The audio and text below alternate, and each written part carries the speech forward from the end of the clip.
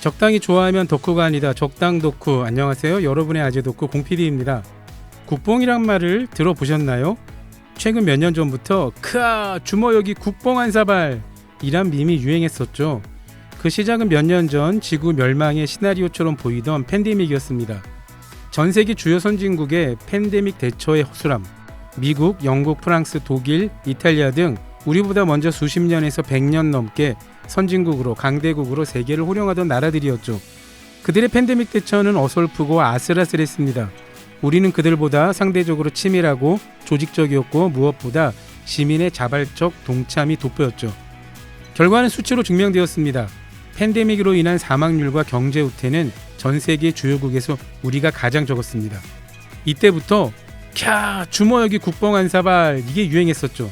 생각해보면 한국의 경제 발전은 그야말로 국뽕 돋는 그 잡채입니다. 하지만 적당 덕후가 전하는 한국 경제 이야기는 국뽕에서만 멈추지 않습니다. 오히려 국뽕에 내성을 지닌 예방약을 주섬주섬 준비해 여러분께 드립니다. 이름하여 한국 경제 기적과 위기의 순간, 오늘도 내일도 다음 주도 냉정하고 서늘한 시선으로 우리 경제의 위기도 함께 이야기합니다. 아주 약간의 국뽕은 첨가됩니다. 지금 시작합니다.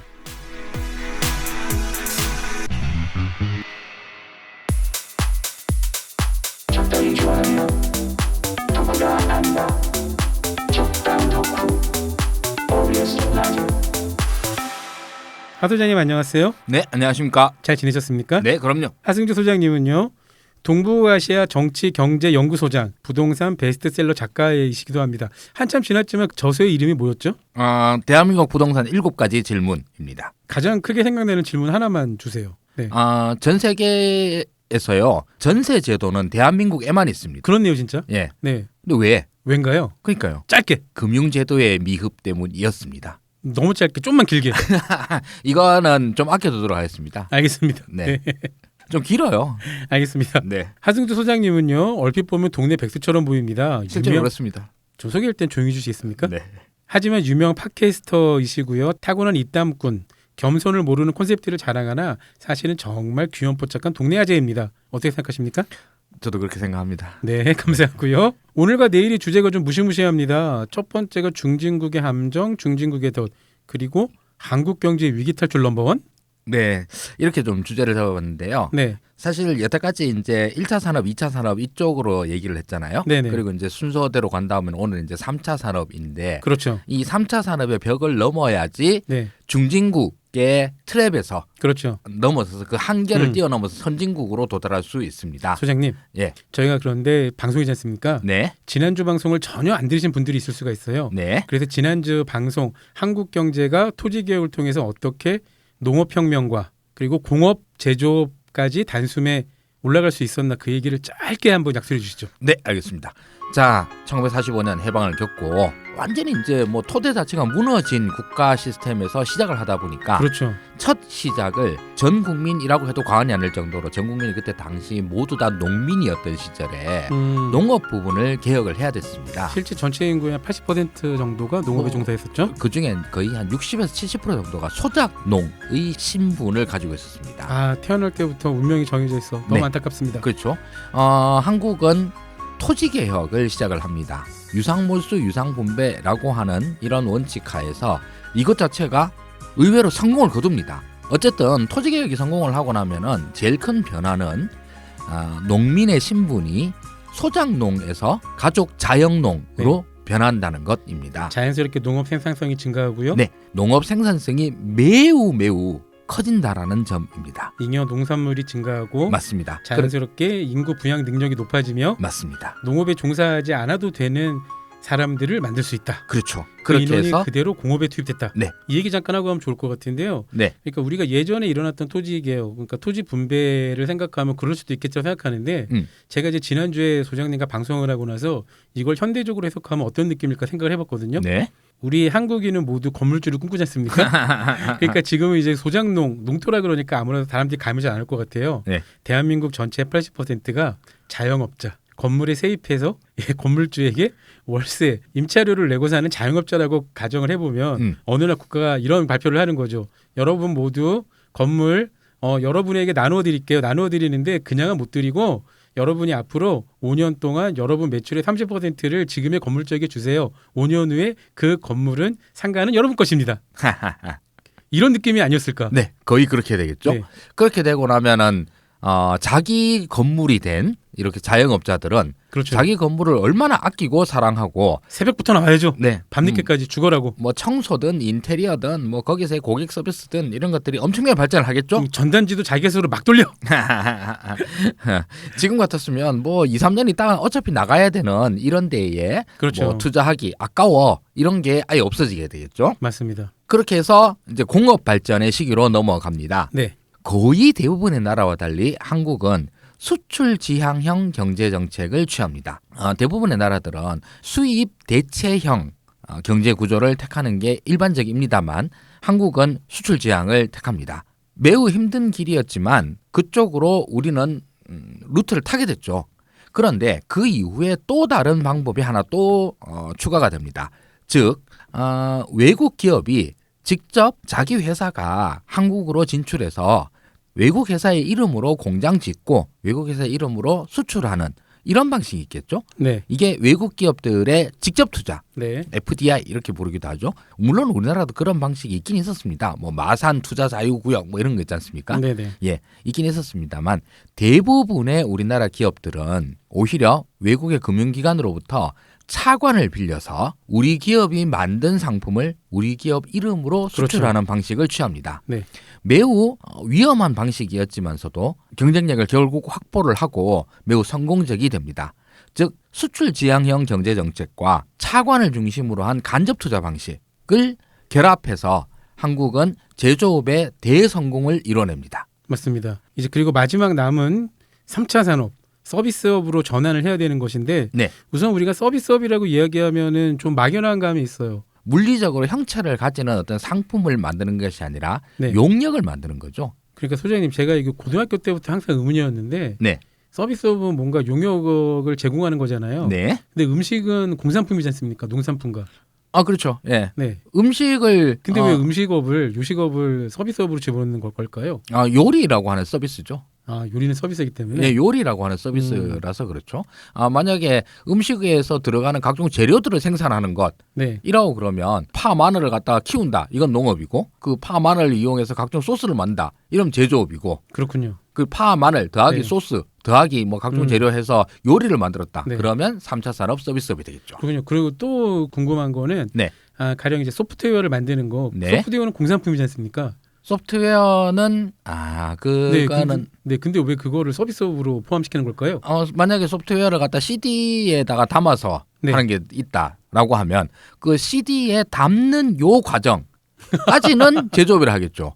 아니 그러면 그 클라우드에 올리는 거는요? 그건 당연히 서비스업이죠. 아니 풀로. 클라우드도 물리적 실체가 있는 거 아닙니까? 클라우드의 물리적 실체를 갖다가 직접 돈 주고 사는 건 아니지 않습니까? 클라우드의 서비스를 사는 거죠. 아하. 네. 예를 잘 들으셨네. 네. 지금 현재 가장 중요한 서비스업 중에 하나가 바로 각종 구독 서비스로 대표되는 네. IT 서비스들이죠. 여기서 이제 약간 이해될 것 같아요. 왜 이렇게 지금 많은 IT 기업들 그러니까 마이크로소프트나 구글 같은 글로벌 공룡뿐만이 아니라 작은 어플을 만드는 IT 기업들까지 구독에 목숨을 거는가를 조금 이해할 수 있을 것 같습니다. 2차 산업만으로는 이제 성장할 수가 없다는 결론에 모두가 도달한 거죠. 그렇습니다. 그래서 동네에서 테이블 2개 놔두고 할머니가 혼자서 하시는 김밥집 네. 이것도 서비스업이고요. 맛있겠다. 예, 구글, 페이스북 같은 네. 지금 현재 세계 최대 그 기업들, 애플은 저기 아이폰을 만드니까 제조업에 좀 많이 들어가겠죠. 네. 근데 이런 회사들도 다 서비스업입니다. 그렇다면 일단 업태 자체로는 김밥 해분의 할머니와 마이크로소프트의 빌 게이츠 지금 은퇴해 있지만 예. 이 두 사람이 같은 업체를 공유하는 거군요. 둘 다 3차 산업 서비스업에 종사를 하시는 거죠. 네. 이러다 보니까 한 카테고리로 이게 서비스업이다 얘기하기는 정말 힘들긴 힘들어요. 그렇죠. 남는 거 1차 산업, 2차 산업 빼고 남는 거 다 서비스업 이렇게 때려박은 기분이거든요. 알겠습니다. 그럼 여기까지는 잘 이해가 된 것 같아요. 그런데 농업이나 공업이 발전해서 나라 경제가 발전한다는 건 너무 쉬워요. 이제 서비스업이 더 부가가치가 높다는 것도 이해가 쉬워요. 그래서 당연히 이제 서비스업 발전으로 국가 경제가 발전한다는 생각들은 많이 하는데 갑자기 저는 인도 생각이 나거든요. 인도 같은 경우에는 1차 농업을 그럭저럭 어느 정도 성공했다가 우리는 공업 기반이 약하니까 곧장 서비스업으로 점프할 거야. 해놓고 나서 다시 2차 제조업, 공업으로 넘어가고 있는 형태지 않습니까? 그렇죠. 인도 같은 경우는 그렇게 되죠. 네. 기업의 규모라든가 양태라는 게 너무 다양하기 때문에 동네 구멍가게 이익률 매우 낮을 거잖아요. 뭐 구글, 마이크로소프트 이런 데는 이익의 규모도 엄청나게 크고 그리고 한 번만 만들어 놓으면 계속 팔아먹어요. 약간 약간 억울하기도 하고. 매달 돈 내고 요즘은. 그러니까요. 예. 이익률 자체도 매우 크죠. 그렇죠. 자, 그러면 서비스업은 고부가가치 산업이냐 저부가가치 산업이냐 이렇게 그러네요. 묻는다면 그러네요, 진짜. 그건 얘기할 수 없는 거예요. 업태에 따라 다를 것이다. 예. 고부가가치 서비스업도 있고 저부가가치 네. 서비스업도 있습니다. 그러네요. 자, 그러면 뭐 이왕이면 부가가치가 높은, 즉 이익률이 높은 서비스업이 많으면 좋겠죠. 네. 옛날 뭐 1970년대, 80년대에 대한민국을 다시 한번 돌아가 봅시다. 네. 그 당시에 우리나라에 초대형 서비스업이라 할 만한 게 뭐 있었을까? 이제 금융회사들, 은행은 있긴 있었었죠. 은행 있었죠. 예, 그 외에는 우리나라에 대형 서비스 기업이라고 할 만한 것들이 잘 없었어요. 그러네요. 그래봐야 화신백화점? 그렇죠? 유통업체들. 유통밖에. 예. 네. 뭐 그렇다고 해서 서비스업이 적었냐? 그렇진 않죠. 우리나라는 뭐라도 하기 위해서 행상부터 시작을 했잖아요. 머리에다 생선 바구니 들고 뭐 네, 야채 바구니 두부도 들고. 파시고. 네. 예를 들면 이런 서비스업이 발달한다라고 하면 네. 발달 안 하는 것보단 낫겠지. 그런데 제조업이 가지는 매우 명확한 부가가치, 농업이 가지는 매우 눈에 확 들어오는 부가가치. 그렇죠. 풍년에 들어가지고 농작물이 많이 생산이 됐어. 그래서 농산물 가격이 떨어집니다.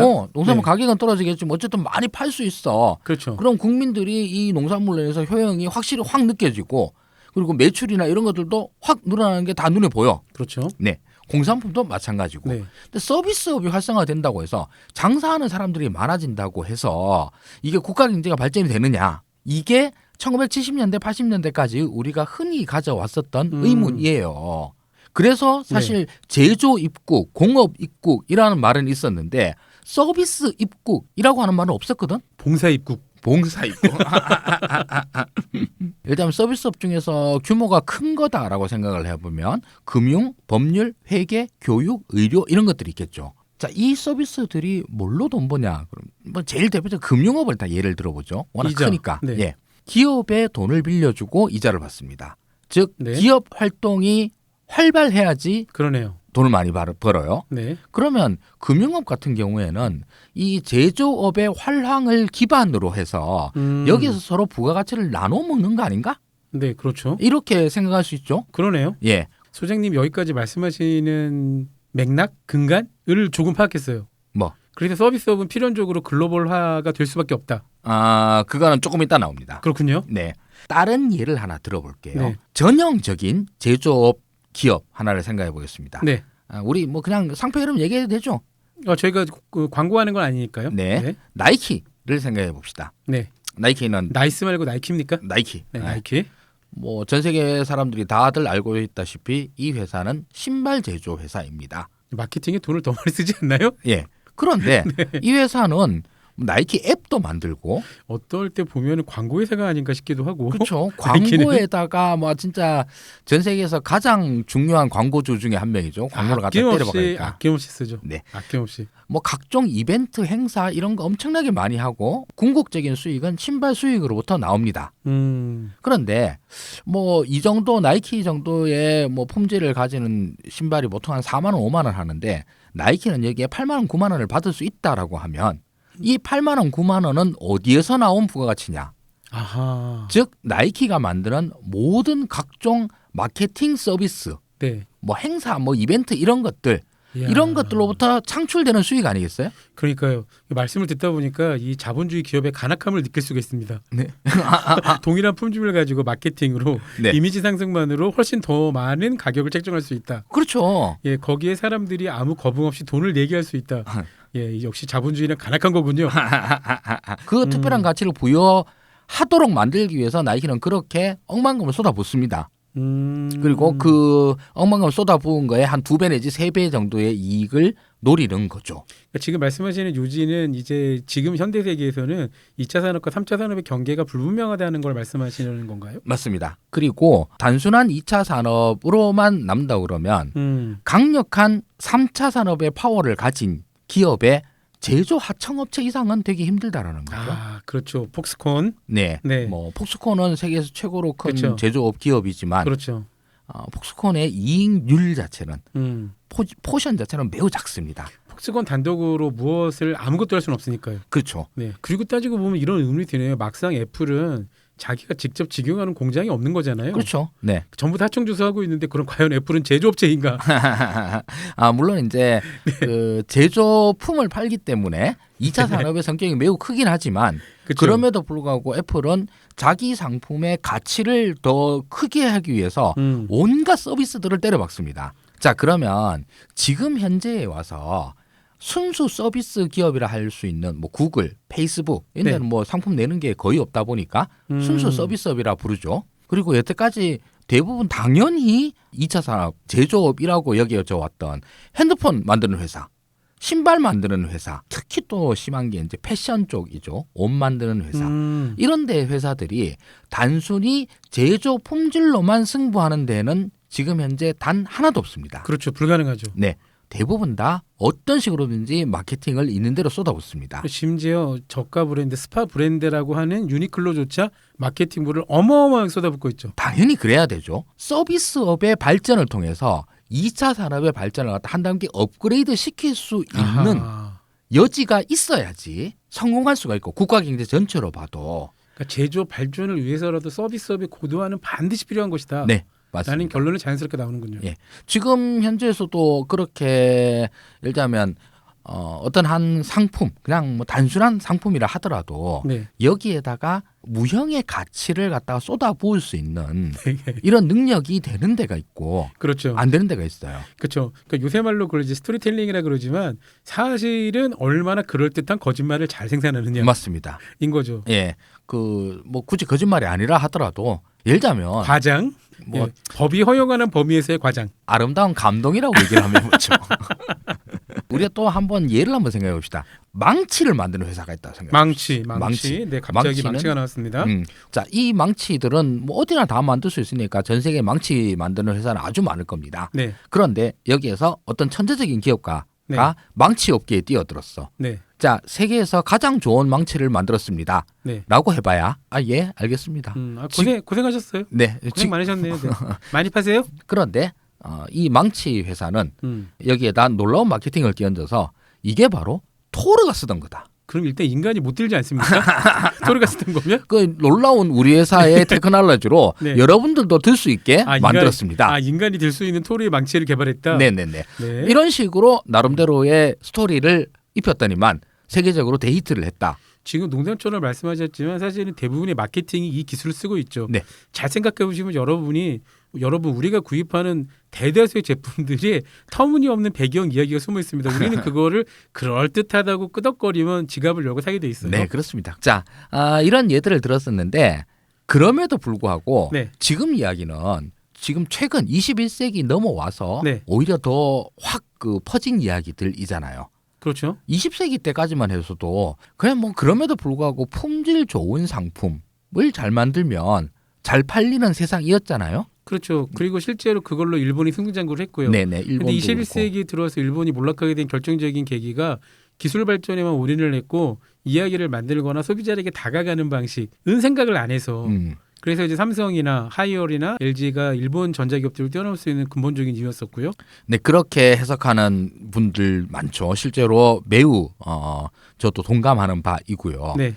자, 그럼에도 불구하고 서비스업은 네. 이렇게 아까 얘기를 들었던 기업의 마케팅부라든지 뭐 여기에다 사람들에게 어떤 뭐 정신적인 만족감 이런 걸 줄 수 있는 여러 가지 등등등 이런 거 빼고 이런 거는 그건 뭐 네. 고부가가치 몇몇 기업들이 하는 거고 그거 말고 진짜로 많은 그 사람들이 종사하는 서비스업 있지 않냐. 네. 미장원 산업. 네. 미장원도 다 하나하나가 다 서비스업이라고요. 그렇죠.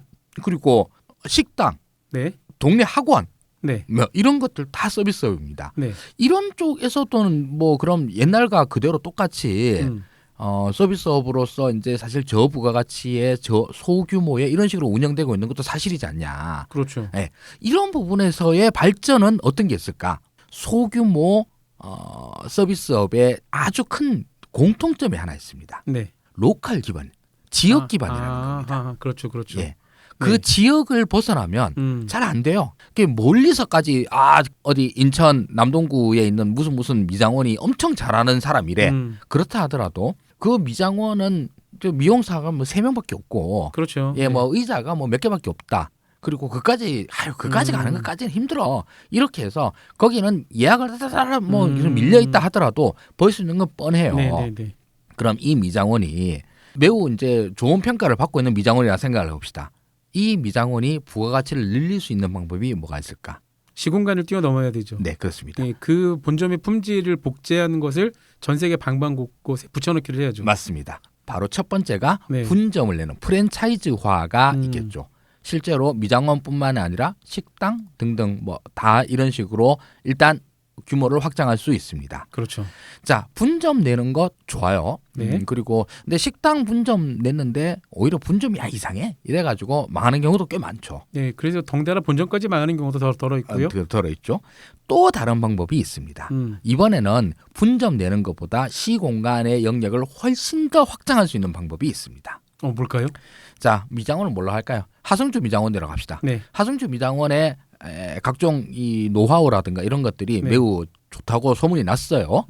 그런데 이걸 갖다 분점을 낸다. 그러니까 분점은 내가 관리도 자신 없고 하려고 그러면 이 미용사들 다 관리해야 되는데 안 된다. 그래서 포맷 수출하는 건가요? 맞습니다. 포맷뿐만 아니라 예를 들면 하승주의 이름을 단 미용 프로그램 거기서는 특히 뭐 이것도 잘하고 저것도 잘하는데 탈모 관리를 엄청 잘해. 네. 그러면 이 탈모 관리 프로그램을 만들어서 교육하고 거기 시스템 일체를 갖다가 상품화 시키는 겁니다. 그렇군요. 이렇게 하면 뭐 이게 아이디어가 아니라 실제로 미장원에 같은 데 가서 보면은 이거는 뭐 일본의 무슨 프로그램을 갖다가 그렇죠. 우리 미장원에서 네. 하는 겁니다. 뭐 독일에 뭘 하는 겁니다. 이런 식으로 팔아요. 그럼 일본 회사, 독일 회사의 어떤 미용 기업이 우리나라로 서비스를 수출한 게 됩니다. 그렇죠. 그럼 이 미용 시스템이라고 하는 것은 어떤 한 동네 미장원에서 출발했지만 옛날에는 아무리 잘해봐야 그 동네에서 장사 제일 잘 되는 집이었지만 네. 이제는 점점점 커진다고 그러면 전 세계적인 미용 기업으로까지 클 수 있게 됐습니다. 그렇군요. 예, 이게 역시 또 글로벌화, 소위 세계화의 큰 역할 중에 하나가 됐겠죠. 어허. 그래서 동네 미장원은 여전히 존속하고 있습니다만 이 동네 미장원과 글로벌한 미용 기업, 미용 네. 서비스업이죠. 이게 사실은 결합을 한 겁니다. 그렇죠. 그렇게 해서 서로 부가가치를 나눠 먹는 것으로 볼 수도 있고 각 미장원의 부가가치를 오히려 더 크게 키울 수도 있다. 그러니까 있었다. 지금은 뭐 미장원을 예로 들어 말씀하셨지만 실세기에는 그런 실사례 굉장히 많이 있죠. 이를테면 1950년대 후반에 60년대였나요? 맥도날드가 세인트루이스에 제일 처음에 생긴 게 그런 것들이 동네 햄버거집을 시작했다가 맞습니다. 자연스럽게 전미로 전 세계로 퍼지게 된 경우니까요. 그리고 김밥 천국도 마찬가지죠. 우리나라에. 그렇죠. 근데 그거 아세요? 김밥 천국이 우리나라에 4개 있는 거 아십니까? 몰라요? 그러니까 상표원을 안 받아줬대요. 특허청에서. 너무 저 일반적인 이름이라고. 네네. 김밥도 뭐 일반적 천국도 일반에 그래서 자세히 보시면 김밥 천국이 4가지 종류가 있습니다. 폰트가 서로 다른 걸로 해가지고요. 네. 자세히 보세요. 우리 동네 김밥 천국은 어떤 색깔 어떤 폰트를 쓰고 있나? 네. 근데 김밥 천국도 그런 케이스인 거죠? 맞습니다. 그런 식으로 해서 이제 거기는 1차적으로 프랜차이즈화를 한 거고 그리고 이 프랜차이즈화뿐만이 아니라 김밥 천국에서 거기도 사실 어마어마한 제조 노하우들을 서비스 노하우들이 있잖아요. 그렇죠. 그러니까 그걸 24시간 식당을 돌린다는 게 그 정말 쉬운 일이 아니고 그럼 이걸 매뉴얼화 해가지고 그렇죠. 외국에다가 중국 베이징 분원인데 우리가 직접 파견하는 거 아니야. 상표권을 판다. 그렇죠. 가능하죠. 네. 그것도 서비스를 파는 겁니다. 그리고 여기에 운영 시스템을 판다. 그렇죠. 이것도 가능하죠. 전산 시스템을 판다. 이거 다 서비스업입니다. 그러니까요. 예, 이렇게 해서 서비스업의 규모 자체가 또는 이익률 자체가 예전에 비해서 훨씬 커진 상태가 되고 그래서 네. 전 세계적으로 잘 사는 나라들은 대부분 서비스업의 비중이 매우 매우 큽니다. 그렇죠. 대표적인 나라가 영국 같은 나라가 있죠. 그러니까요. 영국은 제조업 비중이 10%가 안 돼요. 영국은 뭐 금융과 교육, 영어 교육만으로도 뭐 참 그것이 이제 강대국이 가진 강점인가 싶기도 하면 씁쓸하고요. 그렇죠. 그 영국 서비스업의 강점이라고 그러면 당장 생각나는 거 아까 금융업 말씀하셨죠. 금융업에 은행뿐만 아니라 보험 이런 거 세계 1등이고요. 그렇죠. 교육하면 영어 교육으로 그냥 꽉 잡고 있죠. 그러니까요. 예. 네. 거기다가 음악 산업 브리티시 팝 있지 않습니까? K-팝보다 역사도 훨씬 오래되고 규모도 훨씬 컸던 그리고 무엇보다도 문학의 나라 아닙니까? 해리포터의 나라 아닙니까? 하리포터. 하리포터. 하리포터. 예. 네. 해리포터 아니죠? 하리포터. 저기 거기다가 뭐 007의 나라이고 예. 이런 식으로 해서 부가가치를 갖다 생산하고 있는 이런 나라들이 실제로 다들 선진국입니다. 알겠습니다. 왜 부가가치, 왜 3차 산업 서비스업으로의 전환이 중요한지를 이제 충분히 이해됐고요. 여기까지 일부가 시간이 한참 지났습니다. 그래요? 적당히 좋아하면 덕후가 아니다. 적당 덕후 OBS 라디오. 소장님. 네. 일부 오프닝 때 저희가 약간 오늘은 무시무시한 얘기를 할 거라고 했어요. 그런데 서비스업에 대한 정의만 하셨습니다. 별로 무시무시하지 않았습니다. 그러게. 중진국 함정이라는 말 많이 들어보셨죠? 근데 사실은 그 중진국 감정이라는 거 영어 네. 번역 잘못한 거 아닌가요? 영어가 미들 인컴 트랩이잖아요. 네. 직역하면 중위 소득 덧. 그러니까 그렇죠. 중간 소득까지 올라온 나라가 그 이후로 발전하지 못하는 현상. 그러니까 대부분 다 선진국이 못 되고 중진국에서 그냥 머무르게 된다. 또는 중진국에서 개발도상국으로 굴러떨어진다. 그렇죠, 그렇죠. 예, 이렇게 이제 결과적으로 그렇게 되죠. 네. 그런데 우리가 맨 처음에 제 시리즈를 시작할 때에 전 세계에서 후진국에서 선진국에 대한 유일한 나라는 한국이다. 말씀을 드렸다시피 네. 이 중진국 함정을 뛰어넘었다. 네. 이 말은 선진국이 되었다라는 그렇죠. 말이잖아요. 네. 그럼 중진국 함정을 여태까지 피한 나라는 유일하게 한국입니다. 아, 또 시작하자마자 국뽕이 솟아오르네. 이러면 안 되는데. 음. 네. 아무튼 근데 우리가 아직까지는 유일하고요. 예, 중진국 함정에 걸려서 선진국의 도약을 실패한 나라들 그냥 생각나는 대로 나라 이름 한번 쭉 읊어볼까요? 제일 대표적인 아르헨티나입니다. 아르헨티나는 그렇죠. 안타까워요. 네, 안타깝죠. 전 세계 5번째 손가락에 꼽히는 부국이었는데 어쩌다 이 모양 이 꼴이 되었는지. 맞습니다. 그리고 동남아시아의 강국들 태국, 말레이시아, 인도네시아 좀 더 넓혀본다 그러면 예를 들면 남아공 이런 나라들도 아직까지 선진국이 못 되었죠. 아, 남아공도 못됐다는 것도 신기해요. 우리가 생각할 때 남아공도 선진국 아니었어라고 은히 생각했는데 아니죠. 전혀 아니죠. 못 올라갔습니다. 예, 그러니까 남아공 대표적인 나라들이 이제 우리가 브릭스라고 불리우는 그 나라들이고요. 그렇죠. 브라질, 러시아, 인도, 차이나 다들 선진국이라고 부를 수는 없죠. 그리고 또 멕시코도 그렇고. 멕시코도 그렇고. 멕시코 사실 영토나 자원이나 인구수로 보면은 분명히 선진국이 되기에 충분한 조건을 갖췄음에도 불구하고 네. 못 올라갔어요. 그렇습니다. 지금 그리고 가장 뜨겁게 이 중진국 함정이 논의되고 있는 나라는 중국 있죠. 차이나. 그 중국 아직까지 선진국이다라고 하긴 힘드니까 아직은 이걸 탈피를 했다라고는 못하죠. 근데 그러니까 우선 소장님 선진국의 조건 같은 게 물론 이제 우리가 농담처럼 그 유엔에서 정한 기준에 맞추면 선진국이라 이런 거니까 근데 공인제도 같은 건 없잖아요. 네, 그렇죠. 근데 이제 그게 일단 가장 중요한 게 역시 그거 아니겠습니까? 국가 전체의 불하기보다는 1인당 국민소득. 맞습니다. 예. 1인당 국민소득 뭐 얼마 이상이다 뭐 이렇게 이제 정량적으로 기준을 정할 수도 있는데 네. 대략적으로 1인당 3만 불 이상이면 그렇죠. 그게 일단 약간 선진국의 미니멈 조건. 그렇죠. 일단 그건 넘어야 한다. 물론 근데 전 세계에는 1인당 국민소득 3만 달러를 넘는 나라가 의외로 많이 있지 않습니까? 아, 그렇죠. 대부분 다 석유 산유국들이죠. 그렇죠, 그렇죠. 네. 산유국들은 엄청나게 다 넘었고, 근데 우리가 사우디아라비아나 아랍에미레이트, 쿠웨이트 이런 데가 우리보다 훨씬 더 1인당 국민소득, GNI로 보나 1인당 GDP로 보나 우리를 훨씬 능가하는데도 불구하고 우리가 그들을 선진국이라고 부르지 않는 이유는 무엇인가요? 그런 나라들은 대부분 자원부국들입니다. 그렇죠. 자원 하나, 자원템 네. 하나로 네. 부자가 된 1점 케이스죠. 돌파형. 네. 1점 돌파 부국. 그런데 이런 자원부국들 중에서 몇몇 아주 극소수의 예외를 제외하고는 네. 대부분 이 국부는 국가의 중추적 권력자들이 다 들고 있는 경우가 대부분이죠. 일단 이게 큰 차이입니다. 그렇군요. 그 예외인 나라는 미국이랑 노르웨이 정도밖에 없어요. 호주와 호주 정도. 네, 호주가 있죠. 이 나라의 국민들이 느끼는 어떤 경제적 효용감 별로 안 높아요. 이게 제일 중요한 것 같아요. 소장님, 지금 중국이 국가 전체 GDP로 보면은 미국의 절반은 넘었죠. 절반 훨씬 넘었죠. 70% 이상 넘었습니다. 아니 어느새 70%까지 갔죠? 그만큼 중국이 고도 성장을 했고 네. 그래서 얼마 전까지만 해도 뭐 이코노미스트 이런 데에서는 2028년 정도면은 중국이 GDP 전체 규모로 역전해 이런 얘기 다 하고 다녔습니다. 우리가 가기 전까지는 우리가 저 세상을 보기 전까지는 한 번쯤은 볼 것 같은데요. 이 추세는 틀림없이. 그게 이제 지금에 와서는 그때 호기롭게 얘기를 했던 사람들이 네. 다들 슬금슬금 말을 빼고 있긴 땡하고 있습니다. 있습니까? 네. 왜냐하면 미국 경제가 음. 그때 생각했던 것보다 훨씬 강력하고 네. 중국 경제가 이거 좀 지금에서 좀 벽에 탁탁 막히는 기분인데 이런 느낌이 들어서 그렇습니다. 미국 경제가 그때 생각했던 것보다 훨씬 더 깡패예요. 그러니까 정말 와 자기네가 막 반도체 공장 미국 가서죠. 지금 그러고 야 세상에. 네, 그게 이런 것들 때문에 요즘 얘기가 좀 많이 나오고 있는데 네. 사실은 우리 이야기이기도 하고 우리의 지나온 이야기이기도 하고 앞으로 중국이 어떻게 될까를 그러니까요.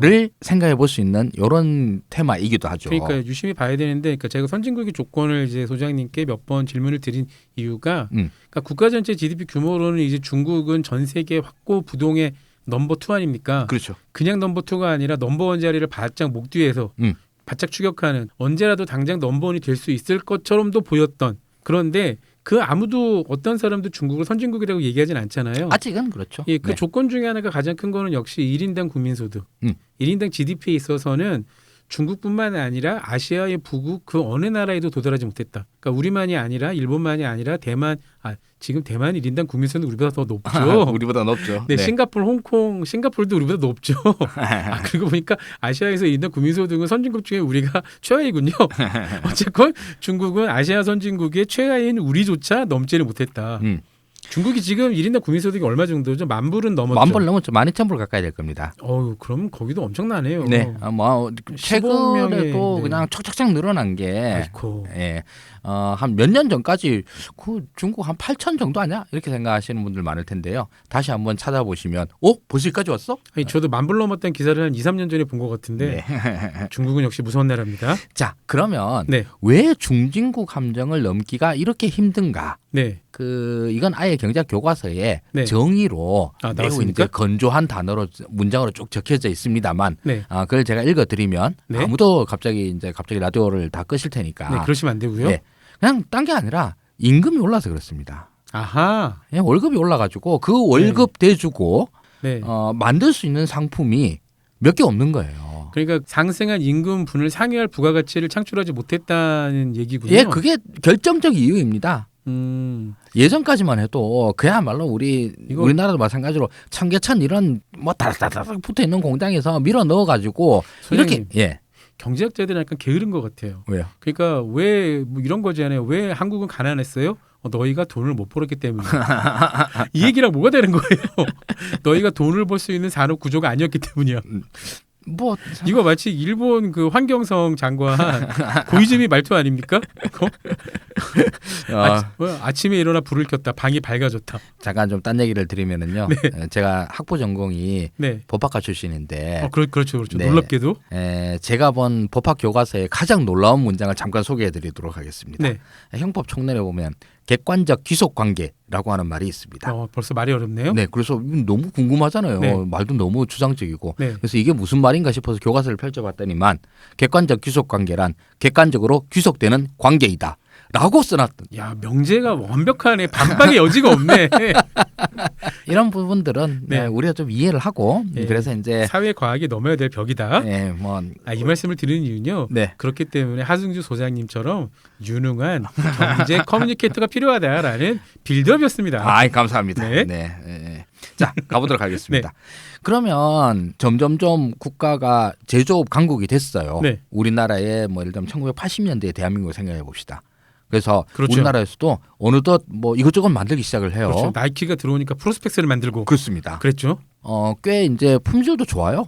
그런데 그러면서 우리나라는 1980년대 후반에 삼저 호황을 통해서 경쟁성도 엄청 높이고, 그렇죠. 그리고 87년 노동자 대투쟁을 통해서 임금 수준도 확 올라갔어요. 임금은 좀 더 올랐으면 좋겠어요. 예, 더 올랐으면 좋겠는데 어쨌든 예전에 비해서는 돈도 많이 이제 그렇죠. 많이 늘었습니다. 올랐죠. 네. 그래서 이제 뭐 마이카 시대, 자가용 시대가 열리기도 하고 막 그랬어요. 그랬죠. 자, 그런데 이러고 나니까 이제부터는 더 이상 싼 값의 프로스펙스를 만들기 힘들어집니다. 그렇죠. 네, 그래서 네. 부산의 재화 공장들이 다 도망갑니다. 다 동남아로 그렇죠. 막 뭐 공장 중국으로 옮기고, 가고. 예, 뭐 네. 이렇게 해서 다 뭐 빠져나가 버리죠. 그랬죠. 그런 것뿐만 아니라 그 다음에 우리나라에서 옛날에 싼 값에 사던 우리 가전 제품 이런 것들도 사람들이 만족 못하는 이런 수준들이 되어갑니다. 국산이라고 더 이상 저렴하지 않은 시대가 네, 도래하는 거죠. 그만큼 이렇게 어떤 산업의 벽에 턱 막혀요. 이걸 한 단계 업그레이드를 해야 돼요. 그렇군요. 자, 업그레이드를 할 때 여태까지 이 제조업이 이 비용 문제, 비용 상승의 벽을 만난 겁니다. 더더욱 생산 공정을 잘 만들고 고도화해서 네. 더 싸게 만들 수 있는 기술을 열심히 개발한다. 그렇죠. 근데 그것으로도 한계가 있을 테니 네. 이제 무형의 가치를 창출하는 서비스업을 발전시켜야 한다. 맞습니다. 결합시켜야 한다. 예, 그거를 해야 됩니다. 그런데 이거는 야 맞아, 그건 너무 좋은 생각인 걸. 네. 그런 생각을 하다니 야 당신은 정말 머리가 너무 좋아라고 얘기를 하면 얼마나 어처구니가 없는 얘기입니까? 그러니까요. 예, 그건 누구나 다 아는 얘기 아닙니까? 부자가 되기 위해서는 돈을 많이 모아야 합니다. 하고 맞습니다. 뭐가 달라요? 배고프면 밥 먹으면 돼? 라는 소리가 똑같죠. 자, 이제 제조업이 배가 고프니까 밥을 먹어야 되는데 그 밥이라고 하는 것은 소위 말하는 서비스업이라고 이야기되어지는 네. 이 분야에서 온 것들이 거의 대부분입니다. 그렇군요. 이걸 다들 하고 싶어 하는데 이걸 못하는 이유가 뭘까요? 할 줄 모르니까. 그렇죠. 여태까지 잘 안 해봤으니까 네. 이걸 위한 뭐 기반 자체가 별로 없었으니까. 자, 이것도 마찬가지로 또 똑같이 얘기를 한다고요. 제조업을 발전시킬 때는 할 줄 알아서 했나? 제조업도 잘 안 돼요. 하지만 우리에게 모델이 있긴 했죠. 우리보다 앞서 선진국이 되었던 수많은 나라들의 모델. 네, 그렇습니다. 물론 서비스업도 선진국들의 이런 모델들이 있습니다. 우리가 이제 영국을 한번 배워가지고 네. 영국의 007 브랜드화 이런 거 좋잖아. 우리도 007 브랜드 같은 걸 한번 만들어봐. 그래서 만들었죠. 영과 땡칠이. 뭐 이런 거가 될 수도 있고. 네. 그리고 영국 애들 그 브리티시 팝 이래가지고 비틀즈 네. 돈 많이 번다더라. 한번 만들어 놓고 아직까지 돈 번다더라. 우리도 비틀즈 같은 그룹을 한번 만들자라는 생각을 1980년대 했다 손 쳐봐요. 예, 예. 그냥 지금 요새 덥잖아요. 하드 드릴까요? 아이스크림 드려요? 얼음물 좀 드세요. 그런 수준이죠. 자, 그래서 서비스업을 발전시켜서 우리 제조 상품뿐만 아니라 산업 전체의 부가가치를 높인다고 하는 게 아득하게 느껴집니다. 정말 뜬구름 잡는 얘기였겠군요. 네, 예. 그렇습니다. 자, 그럼에도 불구하고 한국은 이게 한 방에 되질 않죠, 당연히. 당연히 안 되죠. 왜 그 유명한 얘기잖아요. 현대자동차 1년 수출액보다 그 스티븐 스필버그의 주라기 공원이 훨씬 더 돈을 많이 벌었다고. 맞습니다. 그런 영화를 만들어야 된다고. 아이고 좋겠네 진짜. 자, 그러기 위해서 이 방법은 다 압니다. 우리도 뭐 영국이나 미국 헐리우드 영화 네. 이런 것처럼 어떤 전체적인 퀄리티를 높일 수 있는 부가가치를 높일 수 있는 이런 것들을 무형적 가치들을 만들어 보자. 네. 의지로 되는 게 아니잖아요. 아니죠. 예. 그럼 뭐가 필요할까요? 돈으로 됩니다. 돈. 네. 근데 돈이 없어서 지금 돈 벌자고 하는 건데. 그러니까 있는 돈을 탈탈 긁어 모아야죠. 예, 있는 돈을 탈탈 긁어서 할 수 있었다 그러면 사우디는 왜 못했을까? 아 사람이 없어서? 그러니까 돈과 함께 실행할 사람이 필요하잖아요. 네네. 기술 발전의 요인은 사실 뭐 세 가지 꼽는 분들이 있는데 네. 저도 이공계 출신이잖아요. 기술 발전의 요인은 딱 두 개입니다. 네. 돈과 사람. 돈과 사람. 예, 돈을 먼저 큰 통에 넣고요. 사람을 먼저 그 사람을 많이 모아 그 안에 집어넣어서 믹서기를 달달 돌리면 기가 막힌 기술이 나옵니다. 좋습니다. 충분히 공감할 수 있는 이야기고요. 네. 근데 한국은 네. 여기에서 하나가 더 얹어지는데 뭔가요? 대부분의 중진국에서 네. 중진국 함정을 탈출 못한 나라들이 네. 못 가진 것입니다. 네. 뭘까요? 절박함? 절박함은 아르헨티나는 안 절박했나? 그렇게 예. 세상에 안 절박한 나라가 어디 있어요? 다 절박합니다. 맞습니다. 우리나라에서만 가능했던 게 있습니다. 뭘까요? 정치의 발전입니다. 아, 정치적 발전은 매우 드문 자원입니다. 그렇죠. 아니 자원 정도가 아니라 구조 그 자체이잖아요. 네네. 이걸 전 이제 리소스 자원이라고 표현을 하는데 정치 발전을 이룬 나라는 거의 대부분의 중진국에서 없어요.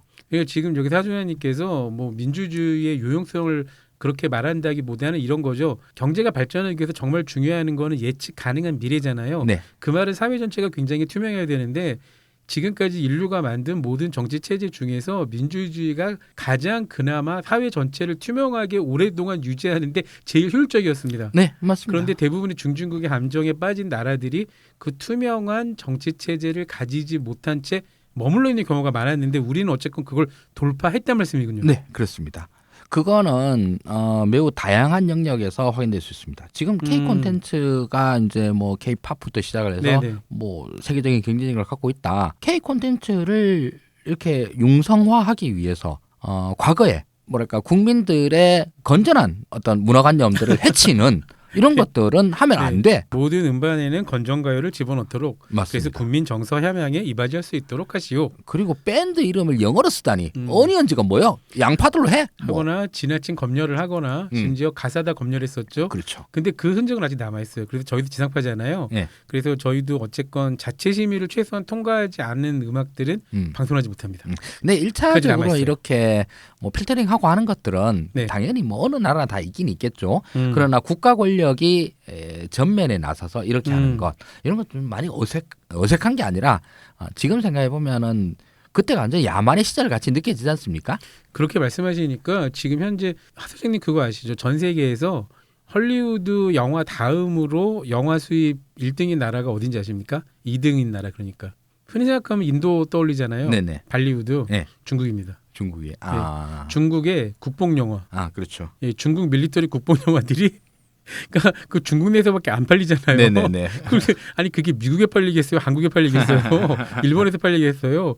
그 거의 중국 내에서만 소비되는데 중국 내에서만 뭐 이렇게 2억, 3억이 보니까 맞아요. 예.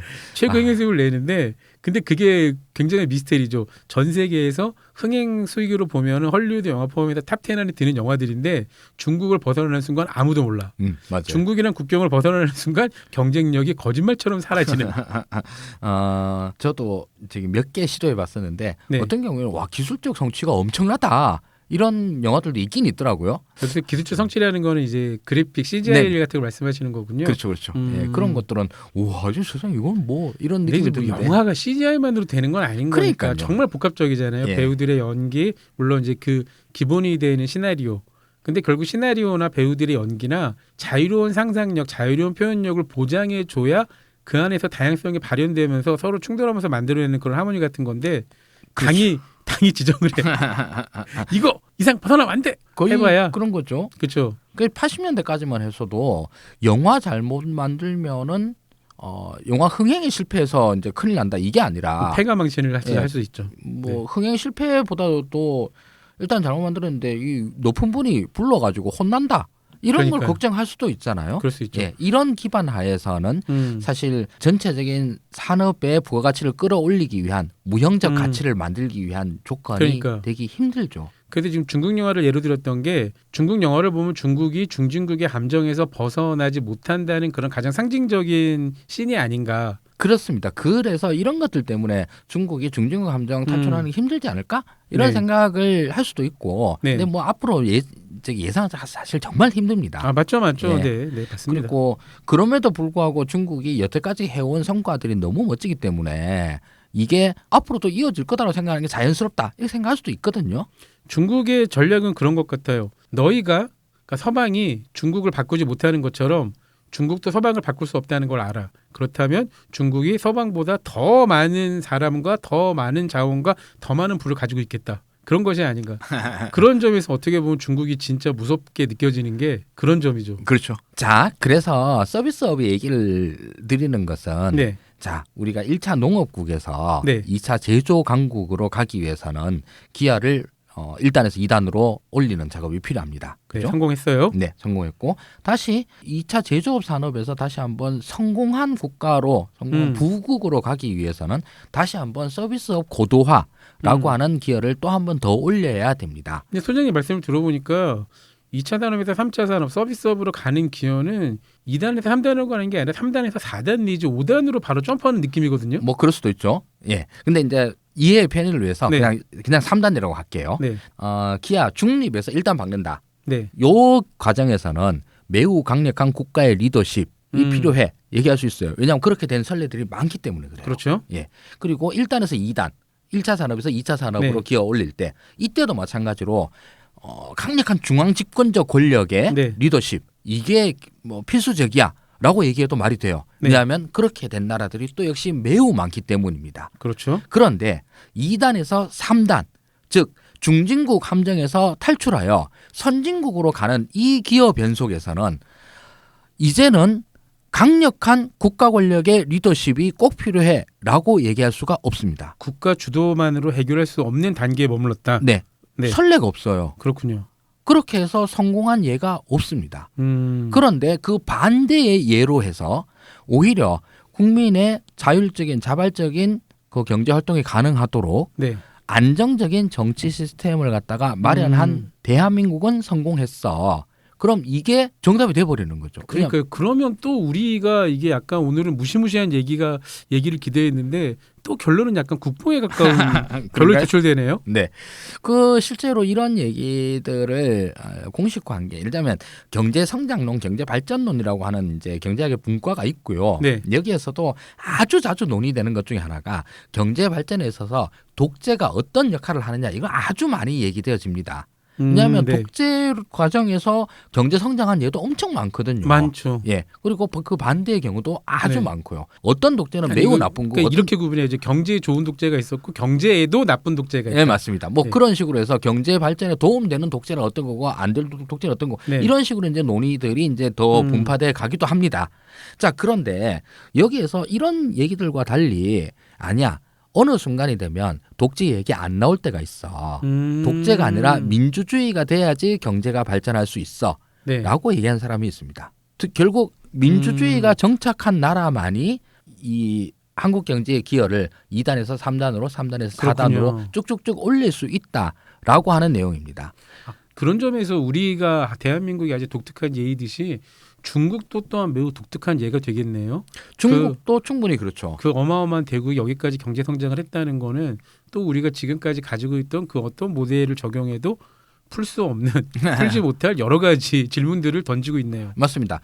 그래서 역사적 선례를 보고 뭐 그렇지 않을까라고 얘기를 하는 거잖아요.